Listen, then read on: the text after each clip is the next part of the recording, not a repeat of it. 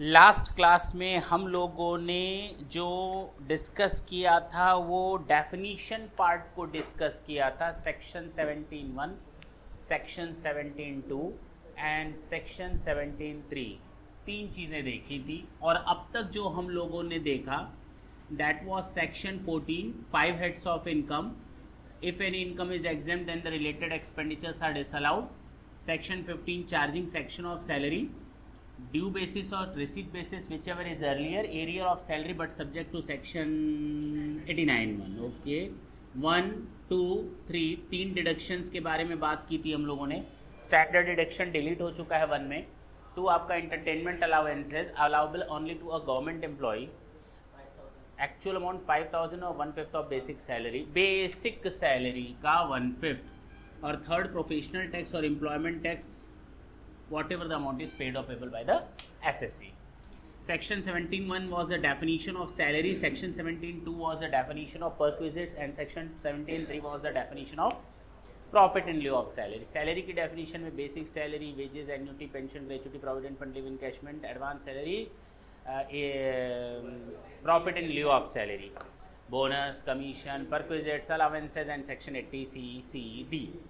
अच्छा, section 17(2) में हम लोगों ने देखा था definition of perquisites: rent free accommodation provided by employer to the employee, concessional rent accommodation provided by employer to the employee, any obligation of the employee is met by the employer, and the value of any benefit or amenity provided by employer to the employee either at free of cost or at concessional rate only in the case of all employees. अच्छा, specified employee गड़बड़ हो गया. Any sum paid to get an assurance of life of the employee, any other fringe benefits as may be prescribed under this act. और जब as में भी prescribed under this act आता है इसका मतलब गो टू हेल. अच्छा, go to rules बताया था ना. इसके बाद दो चीज़ें मैंने कहा था ये बाद में 3 साल पहले अमेंड हुई हैं. पहला मैंने बताया था सुपर एनुएशन फंड में एम्प्लॉयर का contribution in excess of ₹1 lakh. और लास्ट मैंने बताया था employee stock option plan or sweat equity share allotted by the employer to the employee either at free of cost or at concessional rate. That's it. 17(3) definition of profit in lieu of salary. Key man insurance policy अलग कर दो. दूसरा मैंने बताया था any compensation due to or received by any person from any other person before the joining of the employment but or after the cessation of the employment. Any compensation due to or received by any employee from its present or former employer against termination or modification in terms of employment. आज हम लोग थोड़ा आगे बढ़ेंगे, एक कदम आगे. देखते हैं क्या है. आज तुम लोग के परीक्षा की घड़ी नहीं है, वो बाद में है, लेकिन फिलहाल सेक्शन 17(2) को हम लोग थोड़ा और समझने की कोशिश करेंगे. परक्विजिट्स को. किसको?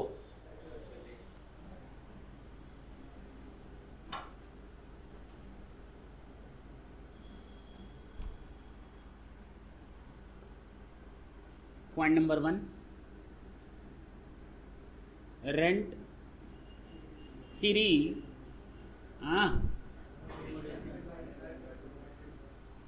आज हम इसके बारे में बात करेंगे. देखा जाए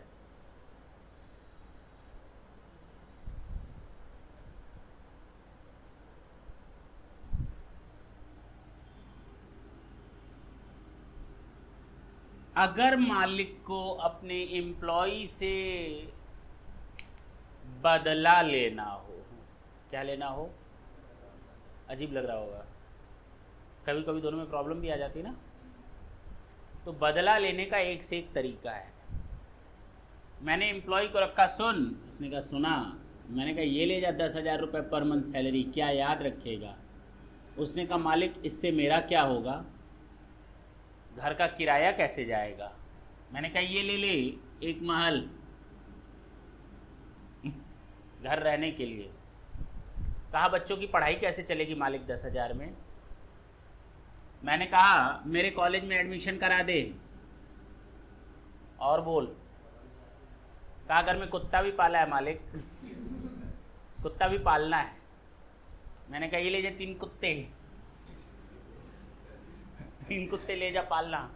मतलब बेनिफिट देता जा रहा गया. अब इन सब बेनिफिट की वैल्यू निकली, वो कुछ भी देगा वो सब सैलरी में जाएगा। अब उसके बेनिफिट की वैल्यू निकली महीने में 50,000। उसने कहा आप कुछ चाहिए नहीं मालिक, हम तो आपका जन्म भर एहसान नहीं भूलेंगे। एक साल बीता नहीं कि वो बहुत बड़ा दुश्मन बन गया। क्यों? क्योंकि उसको साल भर में सैलरी मिल रही है कितनी, और परक्विजिट कितने का मिल रहा है? 6 लाख। टैक्सेबल कितना हो गया? 7/20 में से 2.5 लाख माइनस कर दो, आया ना? तो 4,70,000 टैक्स लग जाएगा। 470 में 2.5 लाख पर 25,000 लगेगा, बाकी 2,20,000 पर 44,000 लगेगा। टैक्स वगैरह और जोड़ दो तो 40, 50, 60, 70,000 रुपये निकल गया उसका। 1/20 बेचारा कैश पाया था, 70,000 निकल गया। अब उसके पास खाने पीने को तो कुछ बचा ही नहीं। नहीं समझे? है ना प्रॉब्लम? लेकिन जरा देखते हैं, ऐसे वैल्यूएशन नहीं होती जैसे मैंने वैल्यूएशन करके दिखाई। इसके लिए पूरा एक सेट बना हुआ है, रूल्स बने हुए हैं।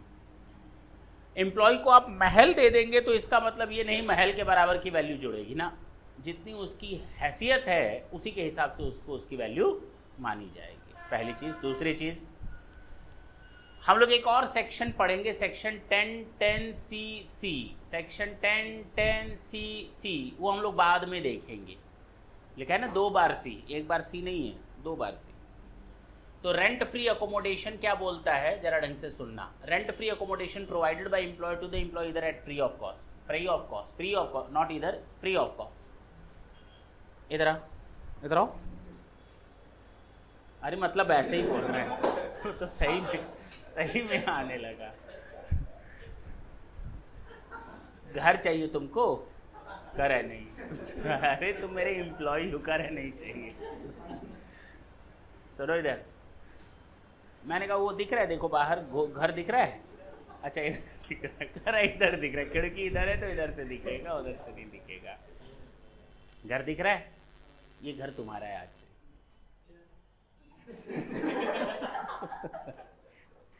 कह रहा है अच्छा, तो हमें मालूम ही नहीं था।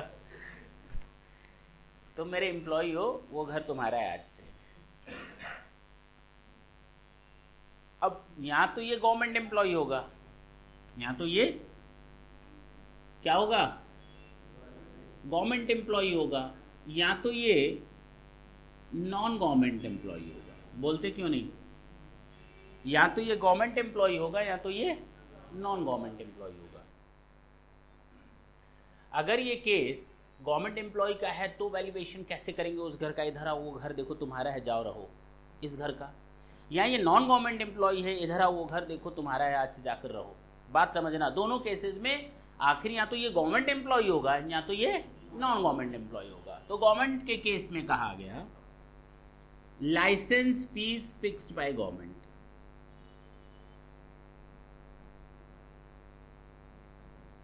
That's it, this is the value of the house, this is the value of the house. ये इस घर की वैल्यू है। मान लो लाइसेंस फीस फिक्स की गई है 2 लाख रुपए, कितनी?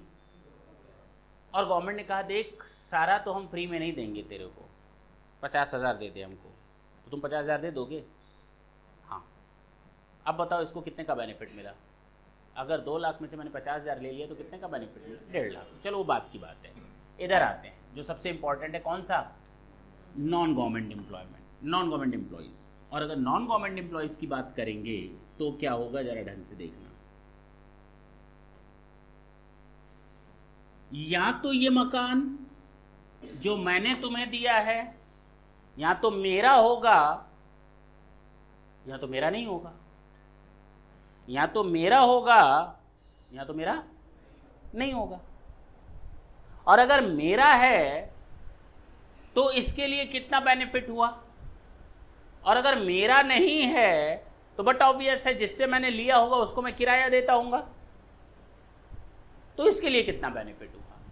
तुमको, तुम मेरे एम्प्लॉय, मैंने तुम्हें वो घर दिया, देखो दिख रहा है, हाँ मालिक दिख रहा है, जाओ वो आज तुम्हारा है, मालिक किराया कितना देना है। अब तुम नॉन गवर्नमेंट एम्प्लॉय हो, तुम पूछोगे मालिक ये आपका है क्या? उससे तुम्हें क्या लेना देना, उससे तुम्हें क्या लेना देना। प्रॉब्लम तो यही है। कि गवर्नमेंट एम्प्लॉई है या अगर गवर्नमेंट है तब तो कोई दिक्कत नहीं, लाइसेंस फीस आ गया, सो सिंपल। प्रॉब्लम कहाँ आएगी? नॉन गवर्नमेंट में। अब नॉन गवर्नमेंट में भी पहले देखेंगे, क्या देखेंगे कि मेरा है या नहीं। ये पूछेगा मालिक ये आपका है क्या, मैं कहूँगा तुझे उससे क्या लेने देना, लेकिन वैल्यूएशन तो करेंगे। अब यहाँ तो वो मेरा घर है, यहाँ तो मेरा नहीं है। अगर ओन्ड बाय एम्प्लॉयर है तो क्या होगा? नॉट ओन्ड बाय एम्प्लॉयर है तो क्या होगा? अगर ओन्ड बाय एम्प्लॉयर है, मेरा घर है, तो जो मैंने इसको घर दिया है वो छोटे शहर में दिया है या बड़े शहर में दिया है या उससे भी बड़े शहर में दिया है। और बड़ा और छोटा शहर कैसे डिसाइड होगा? पॉपुलेशन के बेसिस पर। City having population up to 10 lakhs, more than 10 lakhs up to 25 lakhs। इधर कहाँ जाएगा? More than 25 lakhs। बोलो, अगर पॉपुलेशन 10 लाख तक है तो 10 से 25 तक है तो, और 25 लाख से अधिक है तो, इन तीनों केसेस में परसेंटेज डिसाइड किया गया है। क्या डिसाइड किया गया है? परसेंटेज डिसाइड किया गया है। कितना परसेंटेज है सर वो बता दीजिए। और इस केस में क्या होगा? सुनो इधर ढंग से।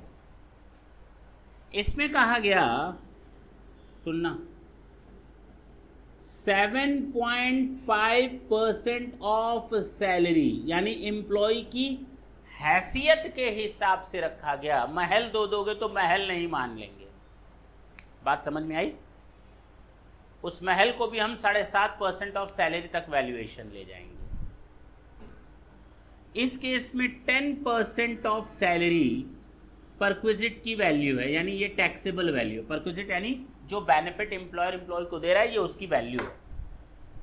और इस केस में 15% ऑफ सैलरी, जो एम्प्लॉयर अपने एम्प्लॉय को दे रहा है बेनिफिट, उसकी बेनिफिट की वैल्यू है।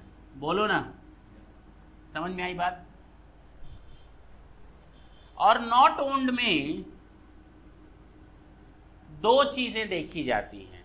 नॉट ओन्ड में दो चीजें देखी जाती हैं। जाहिर सी बात है, अगर मेरा वो घर नहीं है तो मैं रेंट पे कर रहा हूँगा किसी न किसी को। बोलो, तो पहला अमाउंट जो मेरा नुकसान वो तुम्हारा फायदा। तुम्हारा फायदा कितना? जो मेरा नुकसान। मेरा नुकसान कितना? Rent paid. और मैंने कहा हैसियत से बढ़कर कुछ नहीं होने वाला। हैसियत से बढ़कर तो 15% ऑफ सैलरी, रेंट पेड और 15% ऑफ सैलरी। प्रॉब्लम यह है कि हैसियत से ज्यादा तो टैक्सेबल होगा नहीं, तो whichever is lower, whichever is lower. Higher पर मत चले जाना, नहीं तो एम्प्लॉयर तो वो बदला लेगा जिसका तुम हिसाब भी नहीं लगा पाओगे। Is it clear? पक्की बात है? कोई डाउट है? यहां तक समझ में आया? नहीं आया? आया। ये वो घर है, इधर आओ, दिख रहा है? करा हाँ दिख रहा है, दिख रहा है। मैंने कहा जा दौड़ करके आज से तू वही रहेगा। आंखों में चमक आ गई, आंखें ऐसे फटी की फटी रह गई कि आज से हम इसमें रहेंगे। दौड़ा दौड़ा गया, दरवाजा खोला और देखता क्या है, अंदर से चमगादड़, छिपकली, मछली, मतलब ये सब, मछली नहीं, मकड़ी, सॉरी मकड़ी, ये सब निकल रहे। हाँ हाँ हो गया, मछली नहीं मकड़ी। वो तो गाना था ना, कौन सा गाना था, ये करके दिखाओ, चलो ये करके दिखाओ, तो उसमें मकड़ी का जाला तो उसको वही सब मिलता है कमरे में। तो आंखें जो फटी की फटी थी वापस अपनी जगह पे आ गई छोटी हो गई। चारों तरफ केवल दरवाजे, खिड़कियां और दीवारें, ना उसमें पंखा था, ना उसमें टेबल और फर्नीचर था, ना बेड था, ना अलमीरा थी, ना कूलर था, ना फ्रिज था। इसको हम कहते हैं अनफर्निश्ड एकोमोडेशन। और ज़रा देखो, शुरू से मैं जब घर घर घर घर चिल्ला रहा था तो तुम लोग के दिमाग में भी कहीं ना कहीं घर का जो एक पिक्चर बन रहा होगा, उसमें एसी, फ्रिज, कूलर सब लगा हुआ लग रहा होगा। लेकिन मैंने घर देने के लिए तुमको बोला था, ना कि एसी, फ्रिज और कूलर देने के लिए बोला था। अब फ़र्क समझ में आया? इसे हम कहते हैं अनफर्निश्ड अकोमोडेशन। क्या बोलते हैं? Unfurnished accommodation. Then this is the value of what? Unfurnished, जिसमें कुछ भी फर्निश्ड आइटम नहीं है। वैल्यू ऑफ अनफर्निश्ड अकोमोडेशन, कुछ भी फर्निशिंग नहीं है इसमें। This is the value of unfurnished accommodation. लेकिन मैंने कहा इधर आओ, वो घर जाकर देखो तुम्हारे लिए है। तुम दौड़े दौड़े गए, दरवाजा खोला और खुशी की कोई सीमा ना रही। हर चीज़ अपनी जगह सेट है। तुम्हें तो लगा था मैंने तुम्हें केवल घर दिया है, लेकिन तुम्हें क्या मालूम था घर के अलावा मैंने तुम्हें साजो सामान भी दिया है। इसको हम कहते हैं फर्निशिंग आइटम्स। अब बताओ, ये जो घर की वैल्यू निकली थी, ये फर्निश्ड वैल्यू थी या अनफर्निश्ड? इसका मतलब मैंने तुम्हें कुछ और दिया। क्या दिया? और फर्नीचर के आइटम दिए, फर्निशिंग आइटम्स दिए, अलमारी, फ्रिज, एसी, कूलर।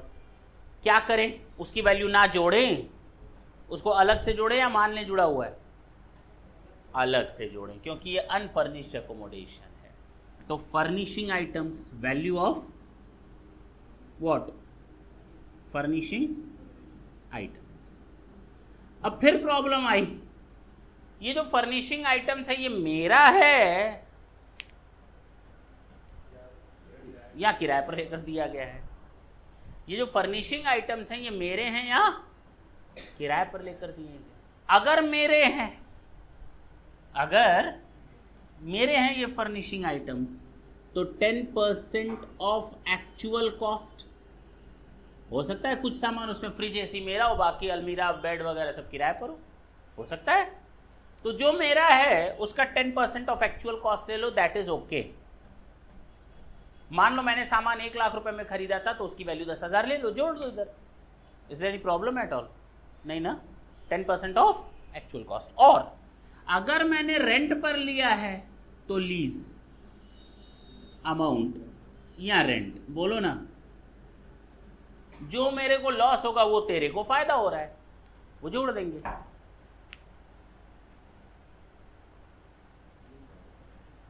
समझ में आई बात? इन दोनों में से जो हो सकता है आधे आइटम्स इधर जाएं, आधे इधर जाएं, हो सकता है कुछ क्या हो, कुछ क्या हो। ये इसके लिए और ये सबके लिए है। ये यहाँ भी रहेगा, ये यहाँ भी रहेगा और ये यहाँ भी रहेगा। समझ में आई बात? ये अनफर्निश्ड था, फर्निशिंग का ये जोड़ दो, ये अनफर्निश्ड था, फर्निशिंग, ये अनफर्निश्ड था, फर्निशिंग। Is it clear? अब कौन सी वैल्यू निकली?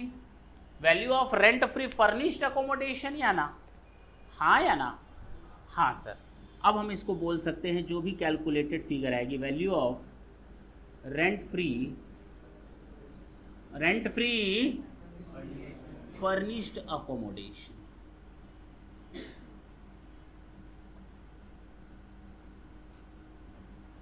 समझ में आई बात?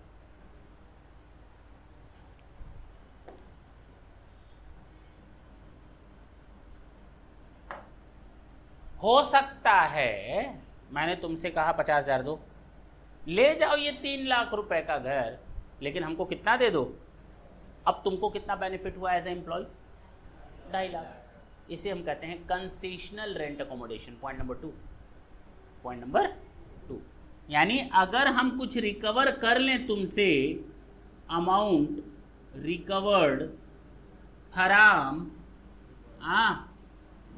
इम्प्लाई, तो ये आ जाएगा आपका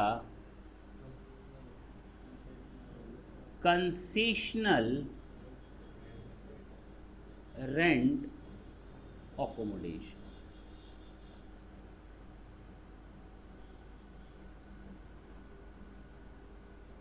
इसको नोट करो, तो अभी हम इसमें और बताएंगे, अभी खत्म नहीं हुआ है।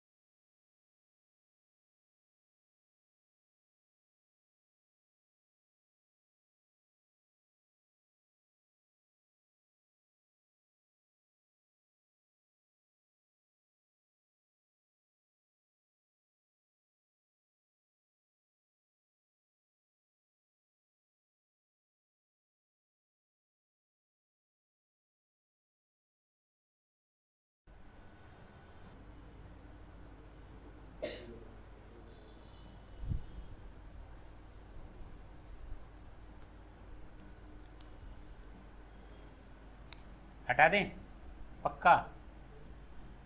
एक चीज़ देखो, इसमें हम लोगों ने अभी तक यही बोला कि एम्प्लॉयर ने अपने एम्प्लॉय को बेनिफिट दिया किस चीज़ का, घर का। घर या तो फर्निश्ड होगा या तो अनफर्निश्ड होगा। If it is furnished, unfurnished, then we are needed to calculate the things till that. If this is furnished, then we are needed to calculate till here. But if the amount, some amount is recovered from the employee, then we have to deduct. That's it. But there is another benefit which is to be given by the employer to the employee, not in the form of house but in the form of the hotel facility. रहने का देना है ना, रहने का hotel में नहीं दे सकते क्या हम आपको? नहीं दे सकते? दे सकते।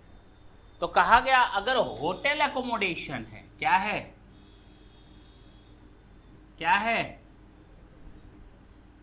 तो कैसे कैलकुलेट करेंगे उसकी बात बताओ।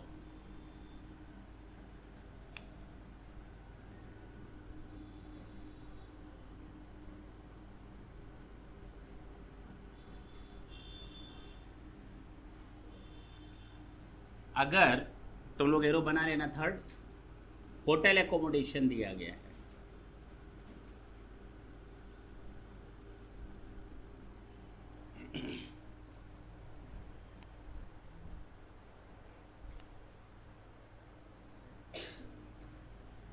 तो घर से ज्यादा सुविधा दी गई है कि नहीं? तो 15% को क्रॉस कर जाएगा, 24% ऑफ और actual amount, whichever is lower, बोलो ना, अरे बोलो, whichever is, माइनस कर देंगे अमाउंट रिकवर्ड फ्रॉम एम्प्लॉय।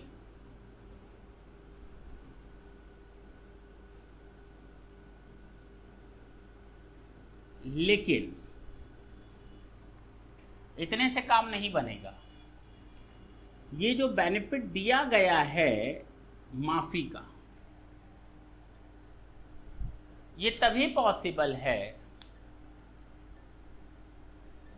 ढंग से सुनना, टैक्स लगा दिया गया। मेरे यहां एक एम्प्लॉई है, मेरे यहां एक,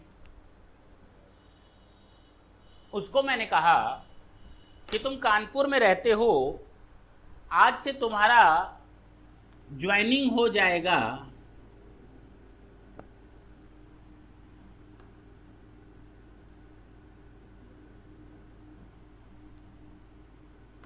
दिल्ली में।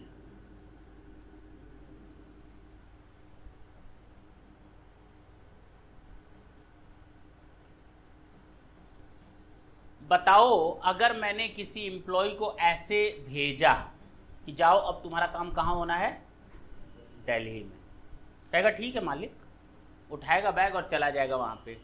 रहेगा कहाँ? स्टेशन पे, हाँ, पटरी पे, हाँ, प्लेटफॉर्म पे, कहाँ रहेगा? एम्प्लॉयर कहेगा एम्प्लॉय से जाओ पहले उस शहर में अपना रहने का ठिकाना तय कर लो। एम्प्लॉय कहेगा ठीक है मालिक, सामान नहीं ले जा रहे। जाएगा पहले वो होटल में रुकेगा और अपना घर खोजेगा। नहीं खोजेगा? 1-2 दिन में तो मिल ही जाएगा।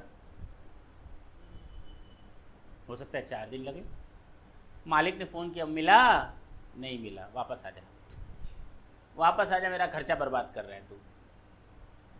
लेकिन अब वापस बुला लेने से उसका काम नहीं होने वाला। फिर कहेगा जाओ फिर से देखो। 3-4 दिन देखेगा, 5 दिन देखेगा, उसको मालूम है मालिक फिर बुलाएगा। मालिक ने फिर बुला लिया, फिर भेजा। लेकिन ये कितने दिनों तक? सब मिलाकर, ये 3 दिन, ये 4 दिन, ये 2 दिन, ये 6 दिन मिलाकर 15 दिन तक अगर है तब तक तो माफ है। कितने दिनों तक?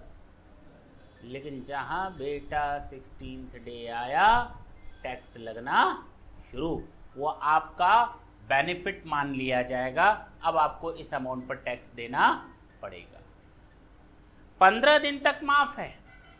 Beyond 15 days it will be start to charge to tax. क्या है? The period of such accommodation doesn't exceed 15 days. इस अकोमोडेशन का जो स्टेइंग पीरियड है, it should not be in excess of 15 days. ये किसी भी तरह से 15 दिन से अधिक नहीं होना चाहिए। और सावधान, ये जो दिया गया है होटल एकोमोडेशन 15 दिन तक का तभी माफ होगा जब आपको एक जगह से दूसरी जगह ट्रांसफर के दौरान ऐसा मकान दिया गया, होटल का बेनिफिट दिया गया हो। ऐसा नहीं है जाओ घूम करके आओ 10 दिन होटल में रह लिए, ना ना ना ना, वो तो पूरा 10 दिन का टैक्स लगेगा।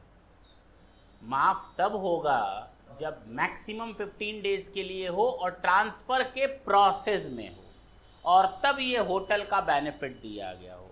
Means the hotel accommodation provided by employer to the employ will not be charged to tax if the maximum period of staying at in hotel by the employee should not be in excess of must not be in excess of 15 days first, and second, this benefit or this hotel accommodation is provided during the process of transfer from one place to another. Is it clear? तो ये 2 conditions जब satisfied हो जाएंगी तब हमारा उस पर tax नहीं लगेगा। लेकिन जहां ये 15 दिन से अधिक गई, टैक्स लग जाएगा। Is it clear? बोलो। तो ये कौन सी 2 कंडीशंस हैं? Not taxable if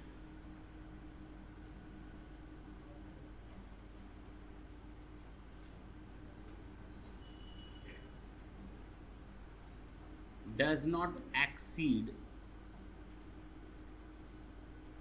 15 days in aggregate। Word में क्या यूज करने जा रहा हूं? एग्रीगेट, यानी सब जोड़ करके 3 दिन, 4 दिन, 5 दिन। एंड वर्ड यूज कर रहा हूं। 2 during the process of transfer. अब समझ में आ गया होगा? हाँ या ना? नोट कर।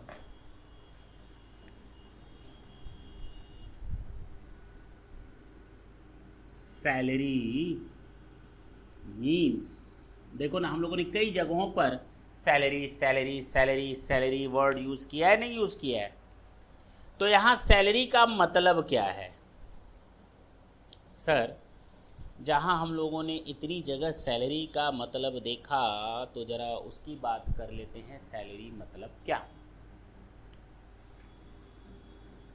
All monetary benefits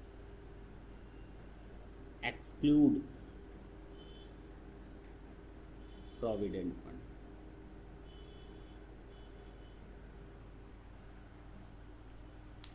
study mate है किसी के पास? समझ में आया? यहाँ तक किसी को कोई दिक्कत?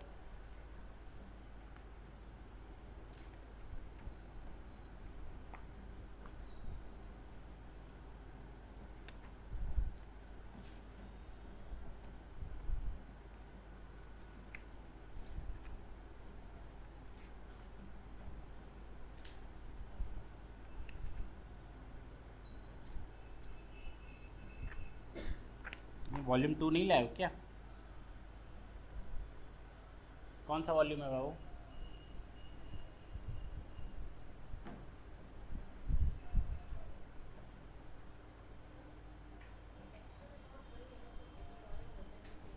जी जी जी जी जी जी जी, आप बिल्कुल सही।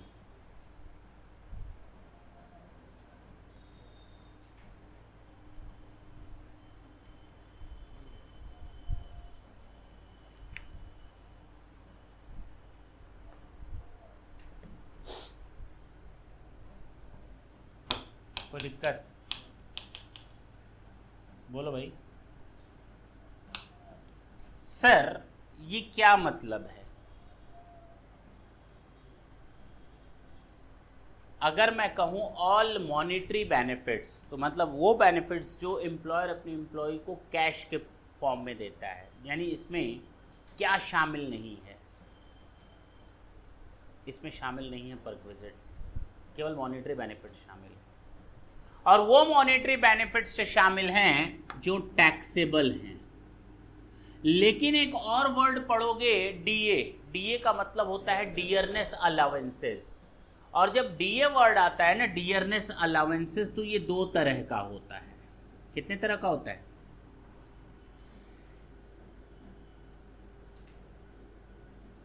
Provided in terms of employment,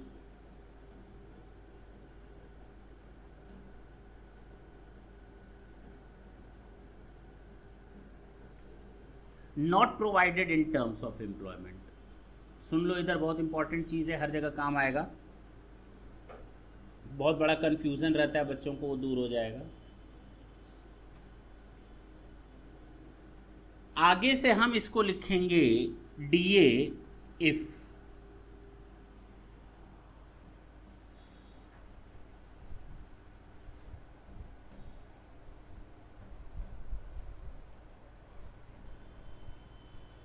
अगर मैं इफ लिख देता हूं तो if provided in terms of employment, समझ में आ जाएगा।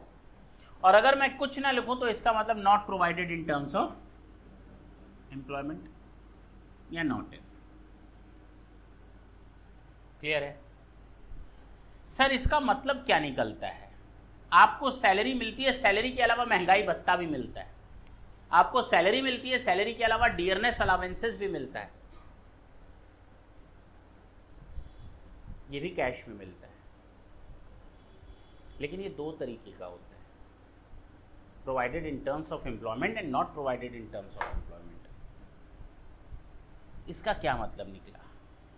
इसका मतलब निकला कि जब आप रिटायर हो जाएंगे, जब आप रिटायरमेंट हो जाएगा आपका, तो उस समय जो प्रोविडेंट फंड, उस समय जो ग्रेच्युटी और उस समय जो लीव इनकैशमेंट का कैलकुलेशन होगा, उनके पर्पस से डीए का मतलब, यानी कि उस पर्पस से सैलरी का मतलब सैलरी एंड डीए, डीए भी शामिल होगा।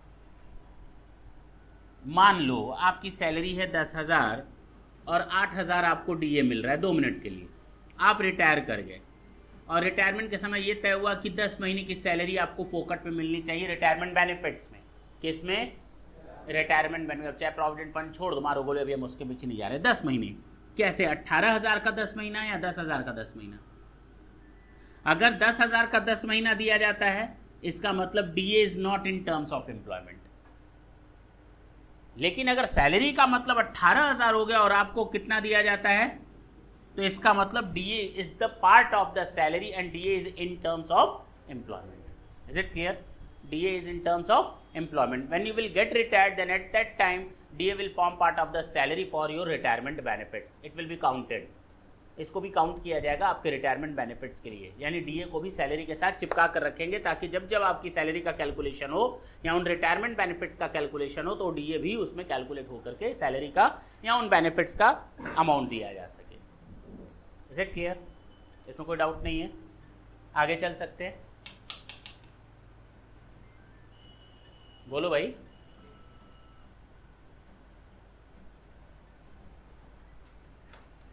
यहां पर जो बोला गया है, एक्सक्लूड डीए नॉट इफ है तो ओ अब समझ में आ गया। डीए को शामिल नहीं करेंगे, डीए को तभी शामिल करेंगे यहां पर सैलरी के पर्पस से। सैलरी का मतलब क्या होता है सर? सैलरी का मतलब basic salary, wages, annuity, pension, gratuity, provident fund, leave encashment, profit in lieu of salary, advance salary, bonus, commission, perquisites, allowances, eighty C C D, इतनी चीजें होती हैं सैलरी का मतलब।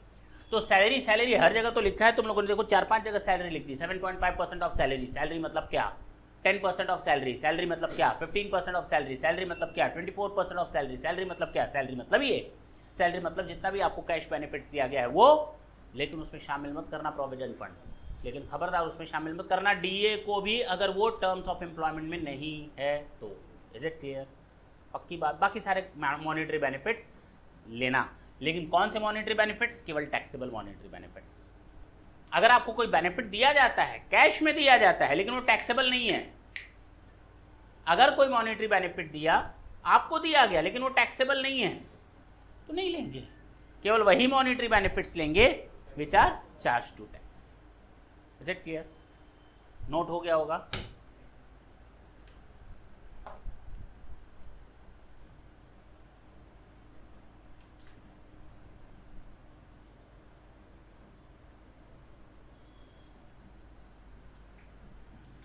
हटा दूं?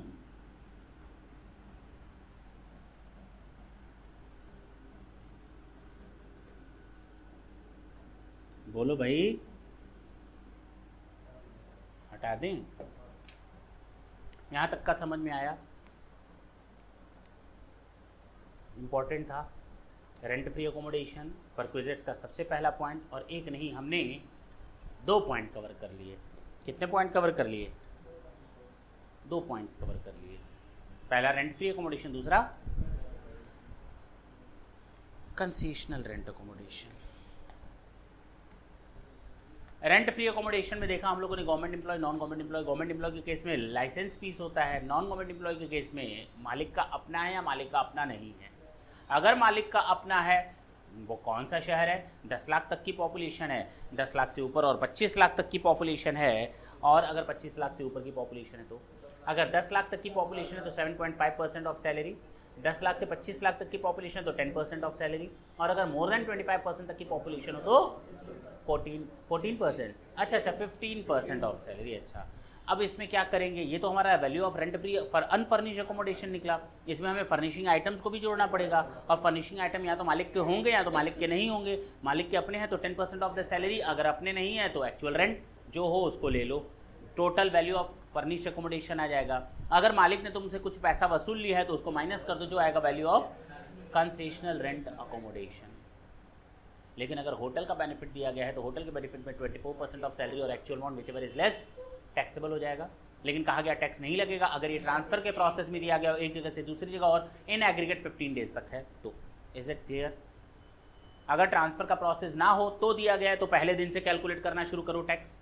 अगर ट्रांसफर के प्रोसेस में तो 15 दिन तक का माफ करो उसके बाद। चलो पॉइंट नंबर 3 एंड 4 की बात करते हैं। पॉइंट नंबर 3 मैंने लिखवाया था, जरा ढंग से देखना। और अच्छी खासी प्रॉब्लम इस पॉइंट को समझने में आती है। बेसिकली हर एक चीज एक्ट बोलता है और उसको हम लोग समझते हैं। वो ना बोला और हम समझ लिए तो बहुत बड़ी महानता कर लिया, ठीक है ना। तो नॉर्मली एक्ट में जब कुछ एक्ट साइलेंट रहता है तो वहां डिस्प्यूट की पॉसिबिलिटी बढ़ जाती है, तो वहां पर केस लॉज काम आते हैं, नोटिफिकेशंस काम आती हैं। जरा ढंग से देखना। फिलहाल point number 3, any obligation of the employ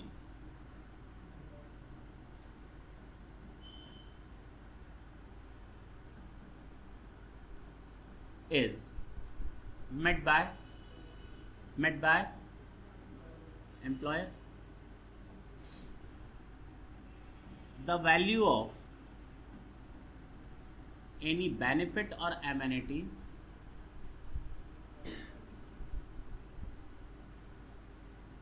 provided by employer to employee either at free of cost or eight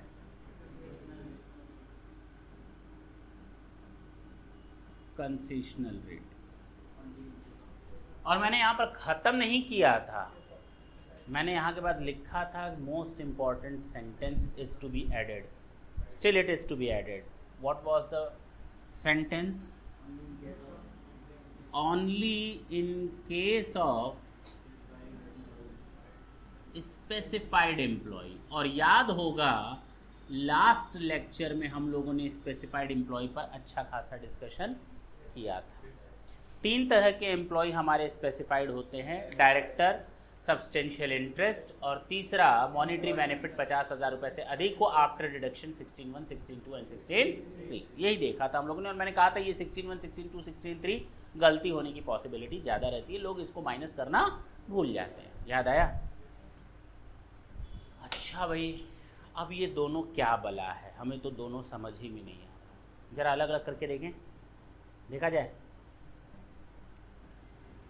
एक एम्प्लॉयर आपको इलेक्ट्रिसिटी का बेनिफिट दे सकता है, नहीं दे सकता?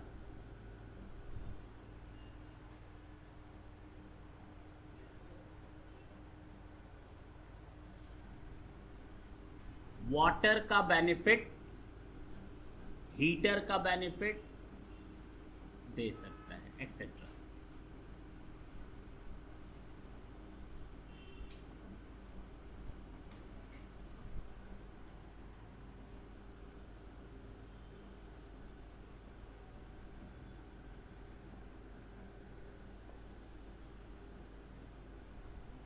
ये चीज़ बुक्स में नहीं मिलेंगी आपको, ये दिमाग में बैठा लेना, ये ऑब्जर्वेशन है, रिजल्ट अपने आप सामने आ जाएगा, हमें रटने की ज़रूरत नहीं पड़ेगी। ढंग से सुनना।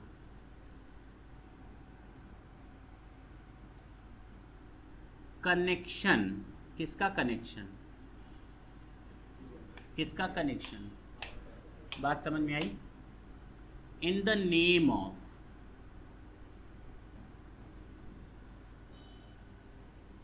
इन the name of Jesus. Employer, चलो एम्प्लॉय, किसके नाम से कनेक्शन है? या तो कनेक्शन किसके नाम से होगा? यूज्ड बाय, कनेक्शन एम्प्लॉय का है, यूज कौन कर रहा है? कनेक्शन किसके नाम से है, यूज कौन कर रहा है? एम्प्लॉयर। अच्छा, एम्प्लॉय, समझ में आई बात? कनेक्शन किसके नाम से है? तो कनेक्शन किसके नाम से है? तो ऑब्लिगेशन किसका होगा पेमेंट करने का बिल? एम्प्लॉय का। बोलते क्यों नहीं? और कनेक्शन किसके नाम से है? तो ऑब्लिगेशन किसका होगा पेमेंट करने का बिल? पक्का कि एम्प्लॉय? एम्प्लॉय, एम्प्लॉय, चलो ठीक है ना, सही है ना? पेड बाय, पेड बाय नहीं, पेड बाय। देखो इधर, कनेक्शन किसके नाम से है? यूज कौन कर रहा है? जिम्मेदारी किसकी है? पेड कौन कर रहा है? एम्प्लॉयर। कनेक्शन किसके नाम से है? यूज कौन कर रहा है? ऑब्लिगेशन किसका है? पेड कौन कर रहा है? एम्प्लॉयर। दोनों केसेस में फायदा किसको मिला? यूज कौन कर रहा है? बात समझ में आई? फर्क समझ में आया? पॉइंट नंबर देखो ऊपर 3, इधर ये कौन सा सेंटेंस किस में फिट होता है? ये वाला कहाँ जाएगा, इधर या इधर? ऑब्लिगेशन ऑफ सेट हो गया। मेट बाय पेड कौन कर रहा है? अरे हाँ सर, आ तो गया, नहीं समझ में आया, इसकी बात करते हैं। Obligation of employ, obligation of, नहीं आया। ऑब्लिगेशन किसका है? यहां खत्म। लेकिन फायदा किसको मिल रहा है? कहाँ जाएगा? The value of any benefit or amenity provided by employer to the employee, provided by employer to the, चाहे फ्री में चाहे कंसेशनल रेट में, किस केसेस में टैक्सेबल होगा? हाँ, टैक्सेबल इन ऑल केसेस, क्योंकि यहां कुछ नहीं लिखा था, लेकिन taxable in case of specified employ. अब समझ में आई बात? दोनों में फर्क समझ में आया? क्वेश्चन में दिया वही रहेगा, इलेक्ट्रिसिटी, और हो सकता है वो स्पेसिफाइड एम्प्लॉय ना हो। अगर ये वाला केस है तो कहीं ऐसा ना हो तुम लोग उसको टैक्सेबल करके आ जाओ। अगर वो स्पेसिफाइड एम्प्लॉय नहीं है तो टैक्सेबल नहीं होगा, क्योंकि ये किस केस में टैक्सेबल होता है? Only in the case of specified employ. हम होते हम एग्जाम में इसी तरह के क्वेश्चन बनाते, गारंटी दे रहे। जो अभी उस दिन बताया 16(1), 16(2), 16(3) नहीं लेस किया जाता स्पेसिफाइड एम्प्लॉय के कैलकुलेशन में। पॉइंट नंबर 3, मॉनिटरी सैलरी 50,000, हम वो क्वेश्चन देते। अगर हमको बनाना होता तो हम ये क्वेश्चन बना करके दिए होते बच्चों को, टेस्ट योर नॉलेज। क्यों? अब बच्चे उलझ जाते, क्योंकि अभी तो तुम लोग को आसान लग रहा है। यही चीज़ एक हफ्ते बाद पूछेंगे तो दांत दिखाओगे। सुनो इधर, ये समझ में आया? पक्का?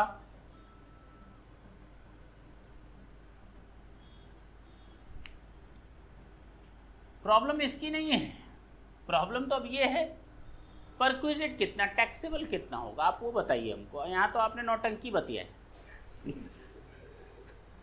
कि ये इसके साथ है और ये इसके साथ है। समझ में आ गया सर? हमें किससे मतलब है? ये हंसने वाली बात नहीं है, सही है। अभी तक तो नौटंकी ही चल रही थी, अब क्या चलेगा? टैक्सेबिलिटी कितनी लगेगी, कितनी अमाउंट पर टैक्स देना पड़ेगा, क्या वो मैंने बताया? नहीं। अब यहां पर दोनों केसेस में वैल्यू ऑफ परक्विजिट। एक बात बताओ, बार बार यही पूछते हैं और दिन भर में कई बार पूछते हैं, लेकिन बार बार ये बोलते हैं एक बात बताओ, और दिन भर में 50 बात तो पूछ लेते हैं।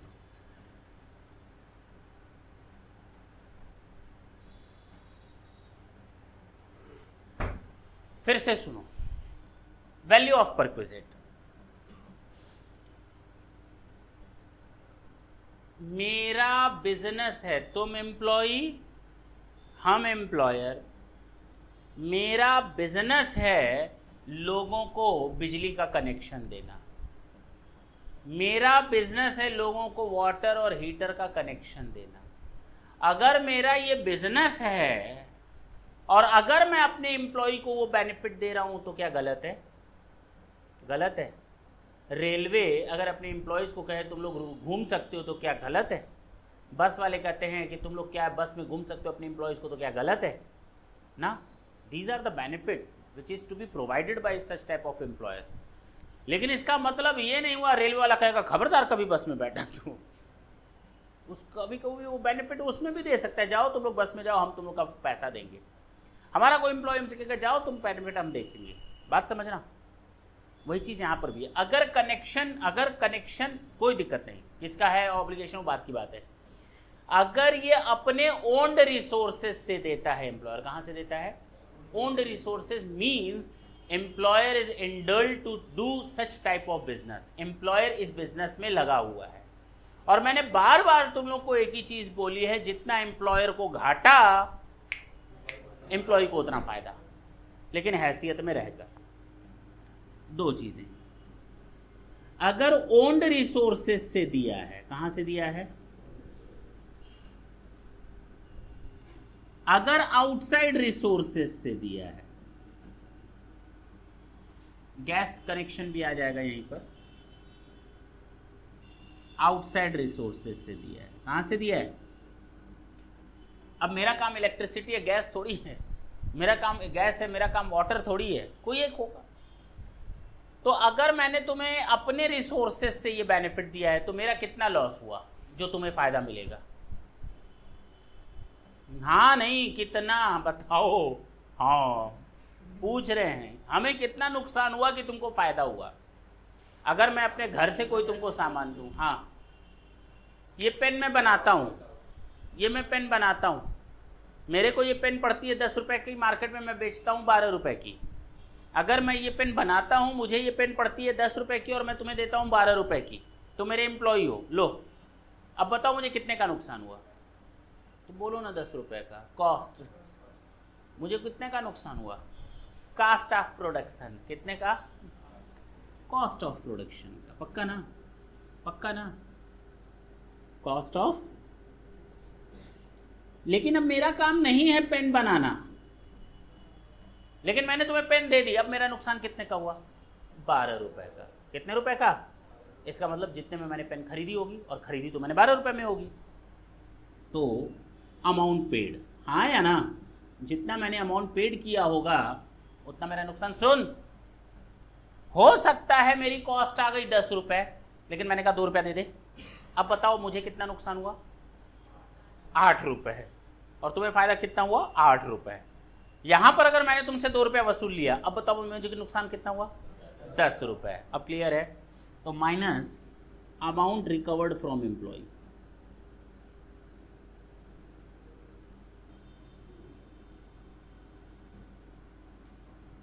Minus amount recovered, that's it. समझ में आई बात, so simple. Gas, water, electricity, heater, अगर कनेक्शन एम्प्लॉय के नाम से है, एम्प्लॉय का ऑब्लिगेशन है, यूज कर रहा है एम्प्लॉय, लेकिन पेमेंट एम्प्लॉयर कर रहा है, तो this the obligation of the employ is met by the employer and will charge to tax in all the cases. If the connection is in the name of the employer, if the connection is in the name of the employer, used by employee, obligation is of employer but paid by the employer, then in that case this is the situation where the benefit will be charged to tax only in those cases where the employee is a specified employee. Is it clear या ना? अगर specified employee हैं, जो भी हो, हमें इससे मतलब नहीं, हमें किससे मतलब है, वैल्यू ऑफ परक्विजिट से। वैल्यू ऑफ परक्विजिट्स कितनी होगी, ओन रिसोर्सेज से दे रहा है या आउटसाइड रिसोर्सेज से दे रहा है। If the employer is provided all this benefit to the employee from owned resources, then in that case the cost of production will be the value of perquisites minus amount recovered. While in the case of outside agencies or resources, then in that case the amount paid minus amount recovered. Is it clear? Note करोगे?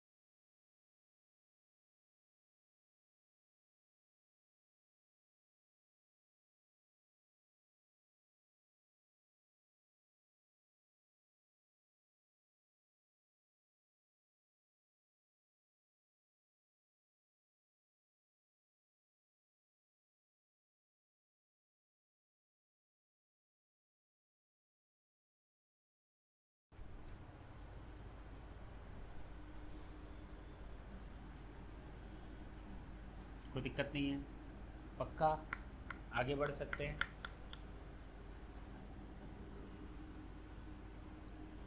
कभी कभी होता क्या है, employer अपने employ को sweeper का benefit देता है, गार्डनर का बेनिफिट देता है, वॉचमैन का बेनिफिट देता है, और डोमेस्टिक सर्वेंट का बेनिफिट देता है,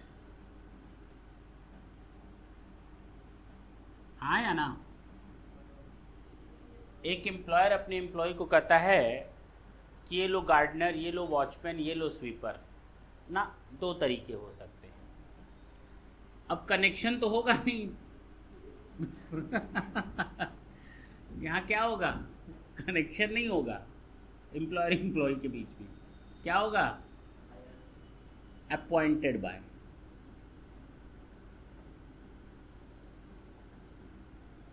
अगर एम्प्लॉय ने अपॉइंट किया है तो ऑब्लिगेशन किसका? यूज कौन कर रहा है? पेड कौन कर रहा है? तो ऑल केसेस। अगर अपॉइंटमेंट एम्प्लॉयर का है, स्पेसिफाइड एम्प्लॉय। समझ में आ गई बात? पक्का? Value of perquisite. अब अपने तो रिसोर्सेज से देगा नहीं, अपने बच्चों को कहेगा मालिक चुन्नू मुन्नू जाओ इस एम्प्लॉय का काम करो, स्वीपर का, वॉचमैन का, ये मेरे ओन रिसोर्सेज हैं, तो वो पॉसिबल नहीं है। तो ये हमेशा आउटसाइड रिसोर्सेज से ही आएगा। कहाँ से आएगा? तो आउटसाइड पेड बाय एम्प्लॉयर, जितना एम्प्लॉयर पे करता है, आया ना, माइनस अमाउंट रिकवर्ड फ्रॉम। बस बस तुम लोग तेज आदमी हो, नोट कर लो।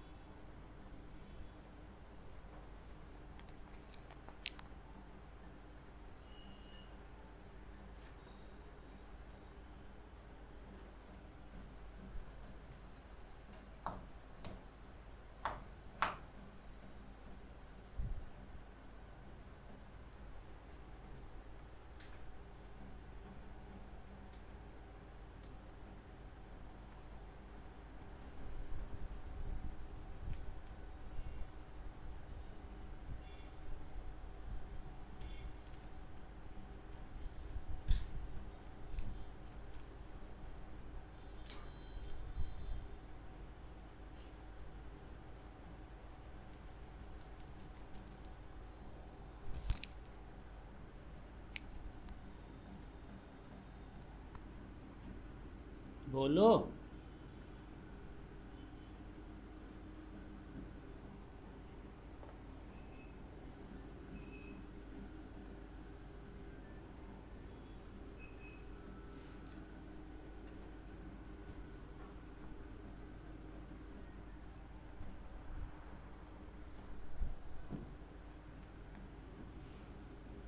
कभी कभी एक एम्प्लॉयर अपने एम्प्लॉय को फ्री एजुकेशन की फैसिलिटी देता है। किस चीज की?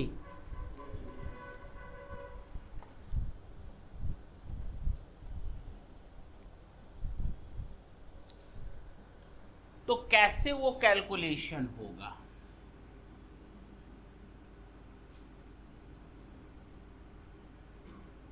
टू हाउस होल्ड मेंबर,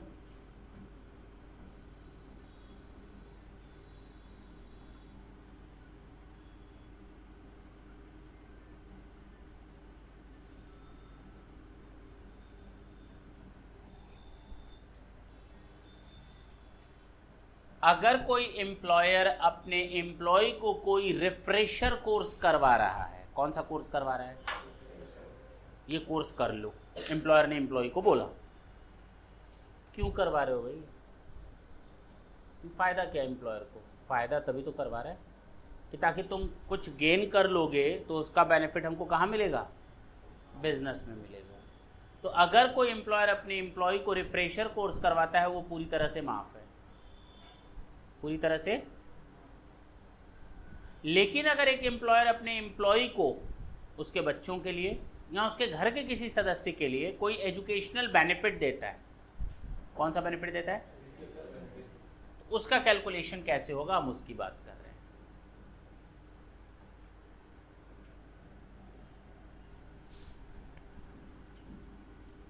या तो कहेगा ओन कॉलेज में, आया ना, या तो बच्चों को उनके कहेगा मेरे ही कॉलेज में पढ़वा दो, या उसके किसी हाउस होल्ड मेंबर को, या कहेगा अदर कॉलेज में, आया ना, बाहरी केसेस में या दूसरे केसेस में या किसी दूसरे कॉलेज में वो बेनिफिट देता है। तो अब यहां पर हम किसी सामान को खरीदने बेचने की बात नहीं कर रहे हैं, हम सर्विसेज के वैल्यूएशन की बात कर रहे हैं। किसके वैल्यूएशन की बात कर रहे हैं? सामान खरीदना बेचना होता है तो कॉस्ट ऑफ प्रोडक्शन और sale price was okay, but this is not a product, this is a service and very difficult to evaluate और वैल्यूएट इट। इसको वैल्यूएशन करना बहुत टफ होता है। एम्प्लॉयर कहेगा नहीं जी पढ़ते तो हैं उसके बच्चे, लेकिन पीछे वाली सीट में कोने में बैठते हैं, हवा लगती नहीं है और एक क्लास भाग जाते, बड़ा टफ हो जाएगा वैल्यूएशन करना टैक्सेबिलिटी के लिए, हाँ या ना? तो इनके लिए दो पार्ट में बांटा गया। ओन्ड कॉलेज के लिए कहा गया भले ही आपका ओन्ड कॉलेज है, मैं इससे फीस लेता हूं 25,000, तो उसकी भी वैल्यू कितनी मानी जाएगी? इसमें नहीं मानी। कहा गया सेम टाइप ऑफ कॉलेज उसी एरिया में, सेम टाइप ऑफ कॉलेज उसी एरिया में जितनी फीस चार्ज करता है वही वैल्यूएशन हो जाएगा। बहुत ही सिंपल हो गया। वैल्यूएशन ऑफ सर्विस है ना, प्रोडक्ट होता तो बड़ा आसान होता। सेम एरिया में उसी तरह का कॉलेज कितनी फीस लेता है, that is the valuation of perquisite.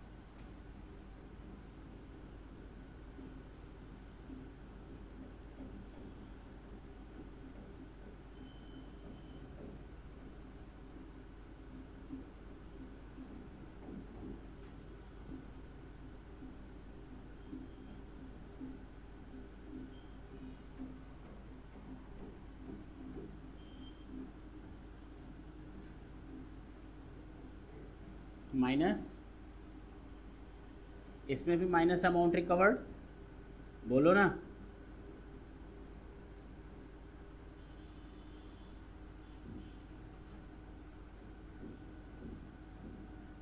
Note कर लो थोड़ी स्पीड। हाँ एक चीज और important note, if the value of benefit does not exceed ₹1,000 per month per children, then no taxability arises.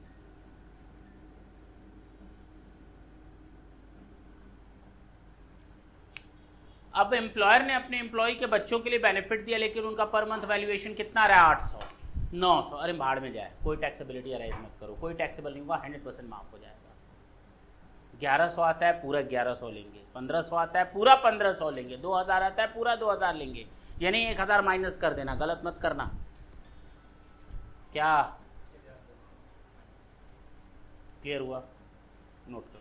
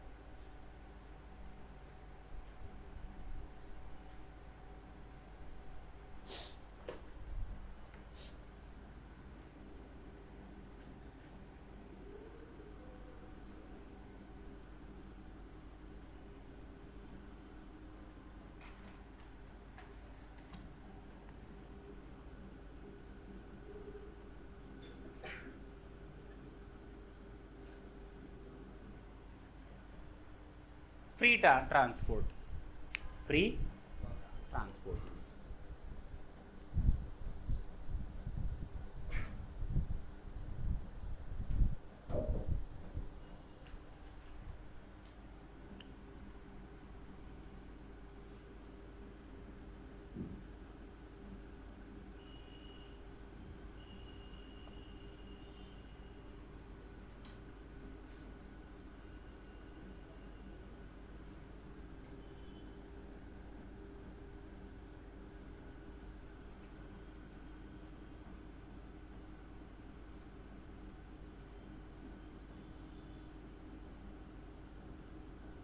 पहली शर्त, एम्प्लॉयर इंगेज होना चाहिए ट्रांसपोर्टेशन ऑफ पैसेंजर और गुड्स के केस में। और अगर कोई एम्प्लॉयर इंगेज है और अपने एम्प्लॉय को बोलता है घूम आओ, जाओ, कहाँ घूम आओ? Private journey. हमारे बिजनेस से इसका कोई लेना देना, हमारे बिजनेस से इसका कोई लेना देना। हम अपने एम्प्लॉय को बोलते हैं देखो हमारी कई बसें चलती हैं, लोग आते हैं और लोग जाते हैं, तुम भी जाओ, घूम घाम कर आ जाओ। Private journey, not for the purpose of business. तो कितना अमाउंट चार्ज होगा? दे तो रहा है ओन रिसोर्सेज से,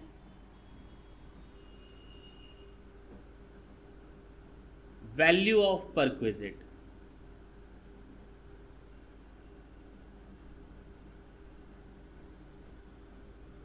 same services offered to public. जितने रुपए में सेम सर्विस पब्लिक को दी जाती है, तुम मेरे एम्प्लॉय हो, तुमसे कुछ नहीं लिया, यहां तुमसे 200 रुपए लिया, लेकिन तुमसे मैं 500 रुपए ले रहा हूं, तो 500 रुपए, और तुमसे कितना लिया? 200, तो तुम्हें फायदा कितना मिला? Minus amount recovered. समझ में आई बात? बात समझ में आई? नोट कर लो। हाँ, एक इंपॉर्टेंट नोट इसमें भी है, अगर कोई रेलवे और एयरलाइन, हाँ, if employer is, if employ is railway employ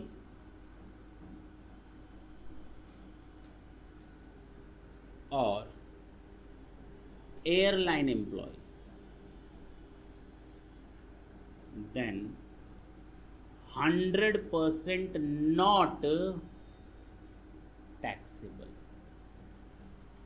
यानी पूरी तरह माफ।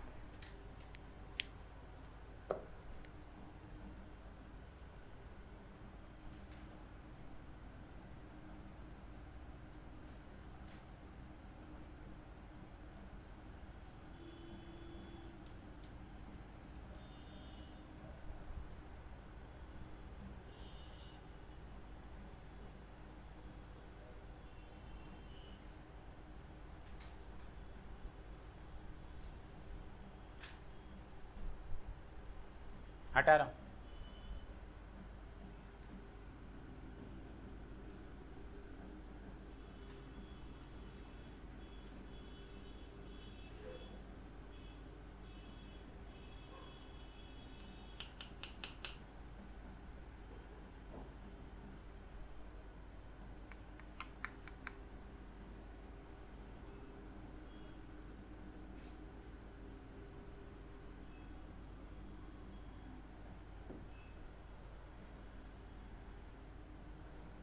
लास्ट टॉपिक और एक डिस्कस करेंगे हम लोग, और ये थोड़ा बड़ा टॉपिक है। तबीयत खराब है? नहीं, हम तो ऐसे ही पूछ, ऐसे सही में खराब है, पूरे वायरस फैला रखे हैं रूम।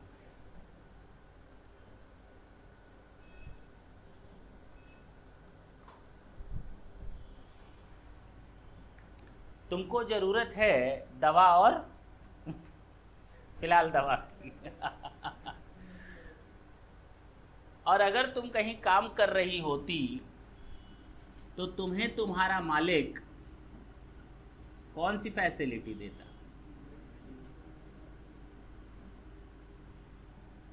ये तुम्हारे ऊपर है। एक एम्प्लॉयर अपने एम्प्लॉय को दो तरह से बेनिफिट दे सकता है। ये लो 500 रुपया हर महीने, चेहरा मत दिखाना, बीमार पड़ना तो सीधे डॉक्टर के यहाँ जाना, अपना इलाज कराना, हमसे कोई उम्मीद ना करना, हमसे कोई उम्मीद ना करना। क्योंकि मैं हर महीने तुम्हें क्या दे रहा हूँ? Medical allowances. क्या दे रहा हूँ? लेकिन हम लोग यहाँ अलाउंसेस पढ़ने के लिए नहीं बैठे हैं, परक्विजिट्स यानी फैसिलिटीज पढ़ने के लिए बैठे हैं। अब मैं तुम्हें पर मंथ कुछ नहीं दे रहा मेडिकल के नाम पे, तबीयत खराब हो सावित्री हॉस्पिटल में एडमिट हो जाना, जितना खर्चा आएगा देख लेंगे। ये क्या है? फैसिलिटीज। और जब इस तरह एम्प्लॉय की तबीयत खराब होती है, एम्प्लॉय वहाँ, अब ऐसा थोड़ी है तबीयत खराब होगी तो बहुत भयंकर बीमार होगा, हार्ट अटैक आया है तो पहले मालिक से पूछे मालिक किस हॉस्पिटल में एडमिट हो जाऊँ तो उस हिसाब से करेंगे ना।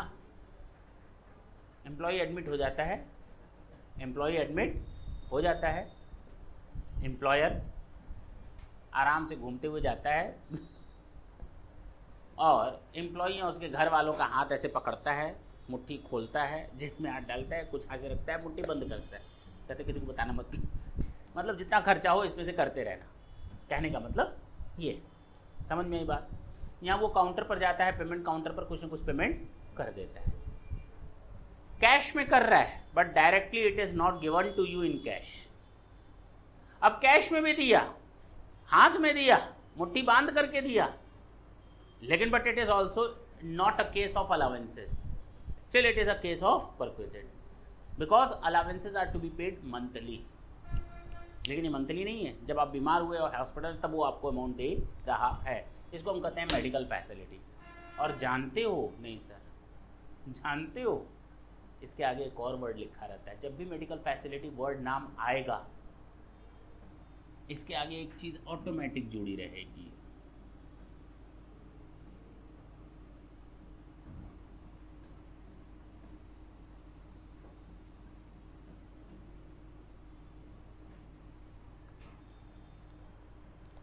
आई दा दा। मैंने क्या लिखा? अरे बोल। लेकिन नॉट अ टैक्सेबल परक्विजिट्स के बावजूद ये अच्छा खासा टाइम लेने वाला है, क्योंकि ये सेंटेंस अकेले में पूरा नहीं है। स्टार्ट करें, स्टार्ट करें। मेडिकल फैसिलिटी या तो एम्प्लॉय को इन इंडिया में दी जाएगी, या इतना बीमार हो गया है कि उसको आउटसाइड इंडिया भेजना पड़े। कहाँ भेजना पड़े? आउटसाइड इंडिया भेजना पड़े। और मालिक तो चाहेगा कि उसकी तबीयत इंडिया में ही ठीक हो जाए और गवर्नमेंट हॉस्पिटल में ही ठीक हो जाए। बोलो। या मालिक चाहेगा कि ओन्ड हॉस्पिटल में, अगर उसका अपना हॉस्पिटल हो तो वहीं ठीक कर दो उसको। आंखों का हॉस्पिटल है, ठीक कर दो, है कि नहीं, वहीं ठीक हो जाए। कहने का मतलब मालिक क्या कोशिश करेगा, या तो गवर्नमेंट हॉस्पिटल में ट्रीटमेंट करवाओ या ओन्ड हॉस्पिटल में। अगर ये दो केसेस हैं, value of perquisite nil, value of perquisite nil. यहां तक तो सेंटेंस सच्ची है। लेकिन मान लो हॉस्पिटल एम्प्लॉयर का जो अपना है वो आई हॉस्पिटल है, और सामने वाले को प्रॉब्लम सर्वाइकल की है, तो क्या करें? उसका ट्रीटमेंट दूसरे हॉस्पिटल में करवाएंगे, या उसका अगर हॉस्पिटल नहीं है तो कहा गया अगर अप्रूव्ड हॉस्पिटल में ट्रीटमेंट होता है, किसमें? जिसके लिए परमिशन ली जा चुकी है या नोटिफाइड है, तो भी क्या होगा? निल। सही है। लेकिन कोई दूसरा हॉस्पिटल है जो ना गवर्नमेंट है ना ओन्ड है और ना वो अप्रूव्ड हॉस्पिटल है, वो कोई और है। तो कहा गया up to ₹15,000 is not taxable. इसका मतलब 20,000 अगर तुम्हारे ऊपर खर्च हो गया तो 15,000 माफ हो जाएगा, 5,000 पर टैक्स लग जाएगा। 50,000 खर्च हो गया तो 15,000 माफ हो जाएगा, 35,000 पर टैक्स लग जाएगा। अब सर ये 15,000 कैसे दिया गया हो? कैश में भी दिया जा सकता है। मैंने तुम लोग को जब परक्विजिट्स और अलावेंसेस की डेफिनेशन बताई थी, जब मैंने परक्विजिट्स और अलावेंसेस की डेफिनेशन बताई थी, at that time I clarifies you that perquisites are always not in terms of cash but in terms of kind। लेकिन ये वो एक्सेप्शनल केस है जहां पर तुम लोग को ये समझ में आएगा कि कभी कभी परक्विजिट्स कैश में भी दिया जा सकता है। ये एक ऐसा केस है जहां पर परक्विजिट्स कैश में दिए जाने के बावजूद, मुट्ठी बांधा हाथ में दिया, कैश में दिया, but still it is a case of perquisite. Is it clear? याद रहेगा। तो जब भी हम बोलेंगे perquisites are always to be in terms of kind, not at all. This is the exceptional case where the perquisite still to be paid in terms of cash. पक्की बात है? अच्छा, अब आउटसाइड इंडिया की बात करें। यहां तक कोई दिक्कत हो तो बोलो। चले, जब आउटसाइड इंडिया की बात आएगी, चाहे तुम हिंदुस्तान में अपनी तबीयत ठीक करवाते, चाहे आउटसाइड इंडिया अपनी तबीयत ठीक करवाते, एक फ़र्क आ जाता है। केवल और केवल एक फ़र्क रहता है, केवल एक फ़र्क रह जाता है। सर वो कौन सा फ़र्क है?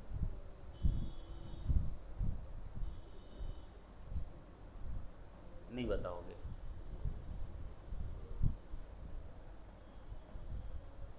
अरे मेरी तबीयत दिल्ली के हॉस्पिटल में ठीक हो या अमेरिका के हॉस्पिटल में ठीक हो, एक चीज़ का फ़र्क आएगा खर्चे में।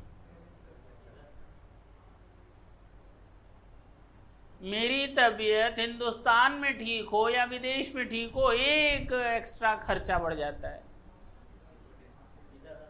ट्रांसपोर्टेशन, बिल्कुल सही बोला। ये मत कहना टूर्स एंड ट्रेवल्स में रहे हैं तबीयत ठीक करा रहे। टूर नहीं होता, वो ट्रैवल होता है।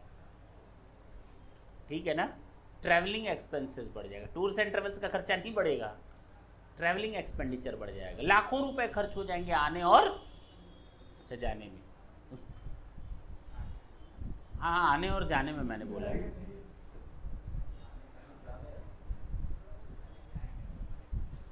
समझ में आया? देखो ना, जब कोई बीमार होता है किसको छूट दी जा रही है? एम्प्लॉय को या उसके किसी घर के मेंबर को? किसी को भी, चाहे एम्प्लॉय की तबीयत खराब हुई हो, चाहे उसके किसी घर के मेंबर की तबीयत खराब हुई हो। दूसरी चीज, तीसरी चीज, एम्प्लॉय किसी एक आदमी को जिसकी तबीयत खराब हुई हो उसके लिए छोड़ा जाएगा या उसके साथ कोई और आदमी पूरे घर भर को साथ भेजा जाएगा? केवल एम्प्लॉय को। यानी हार्ट का पेशेंट हो गया है, रास्ते पे गिरा हुआ है, कहेंगे खुद चढ़ के जाओ, बैठ नहीं पा रहे हो तुम हवाई जहाज में, इतनी भी ताकत नहीं तुम हवाई जहाज में बैठ पाओ। अरे उसके साथ उसका कोई फैमिली मेंबर रहेगा, एक अटेंडेंट भी अलाउड है। सोचो, तबीयत खराब हुई है भाई, मजाक थोड़ी है। कोई उठाने और गिराने के लिए भी एक आदमी चाहिए। ठीक है ना? अकेले के लिए नहीं है सारी फैसिलिटी, एक और आदमी के लिए। दूसरी चीज, आउटसाइड इंडिया एक एक्स्ट्रा खर्चा हो गया। एक तो होता है ट्रीटमेंट एक्सपेंडिचर, जो इंडिया में भी होता, treatment and stay expenditure. Hindustan में भी हॉस्पिटल में रहते, होटल में रहते तब खर्चा होता, यहाँ उसका ट्रीटमेंट होता। दोनों खर्चे वो इंडिया में भी होते, आउटसाइड इंडिया में भी। एक एक्स्ट्रा खर्चा बढ़ गया, ट्रैवलिंग एक्सपेंडिचर। बोलते क्यों नहीं? अरे बोल।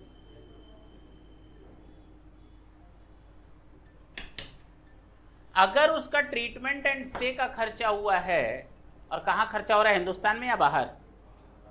बाहर। Not taxable.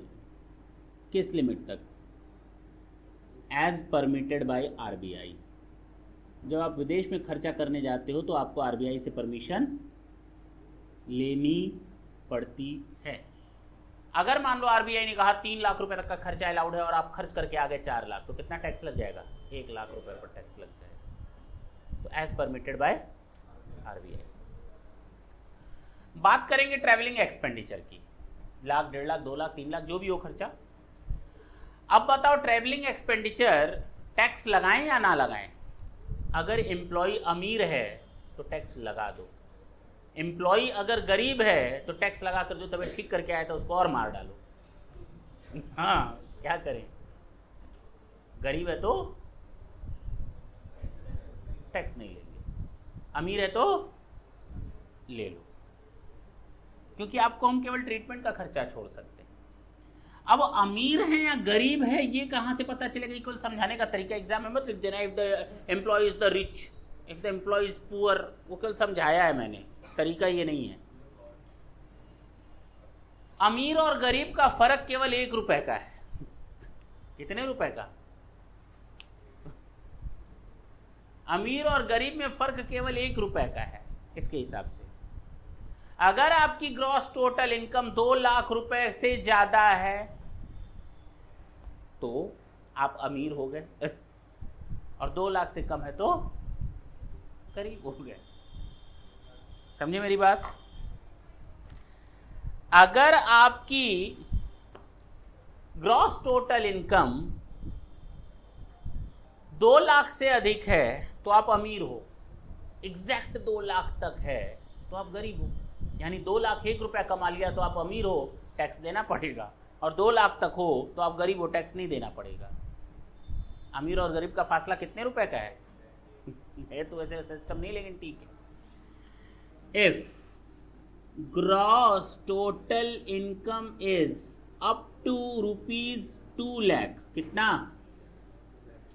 तो नील।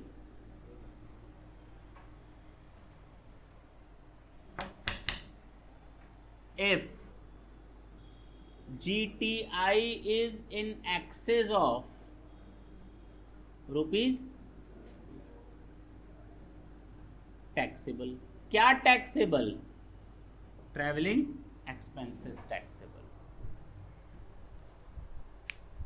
सर ये जो GTI आपने लिखा है इसका फुल फॉर्म होता है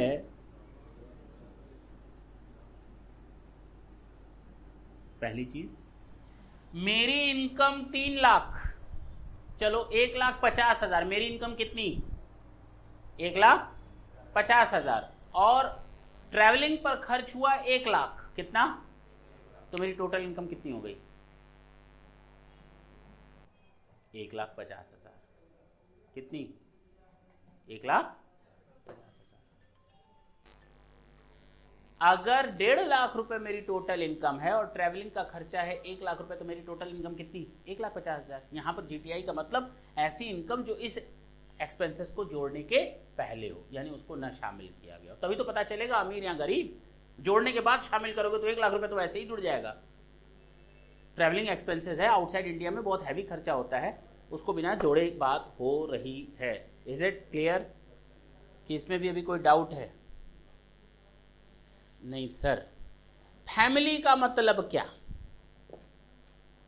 फैमिली में कौन? मम्मी पापा, भाई बहन, चाचा चाची, नाना नानी, दादा दादी, पोते पोतियां, भतीजे भतीजियां, भांजे भांजे। अरे भैया हाँ, सब ले लो, सब ले लो, आसपास जितने मोहल्ले वाले सब शामिल। तो फैमिली का मतलब बताया गया सारे लोग नहीं। फैमिली मतलब हस्बैंड के केस में वाइफ, वाइफ के केस में हस्बैंड और उनके बच्चे, और मम्मी पापा भाई बहन, बस। मम्मी पापा भाई बहन, बस। पति पत्नी बच्चे, और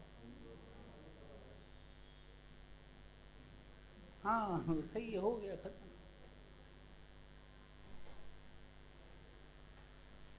भाभी शामिल नहीं है?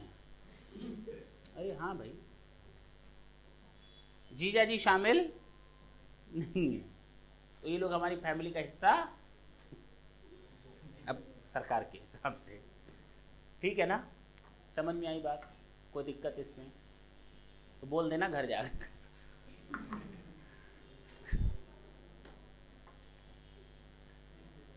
कोई दिक्कत हो तो बोल सकते हो। जाते जाते ये तो बता जा, हम जिएंगे किसके लिए? इधर देख, टेलीफोन के लिए।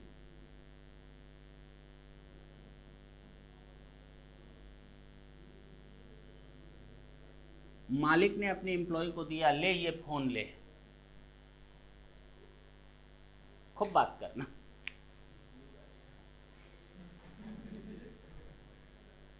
टेलीफोन फैसिलिटी 100%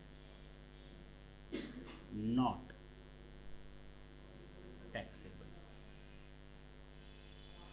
बस एक लाइन का ये आंसर था। अगर एक एम्प्लॉयर अपने एम्प्लॉय को टेलीफोन फैसिलिटी देता है, it is not a taxable perquisite. अगर कोई एम्प्लॉयर अपने एम्प्लॉय को क्या देता है, नॉट अ टैक्सेबल परक्विजिट। याद रखोगे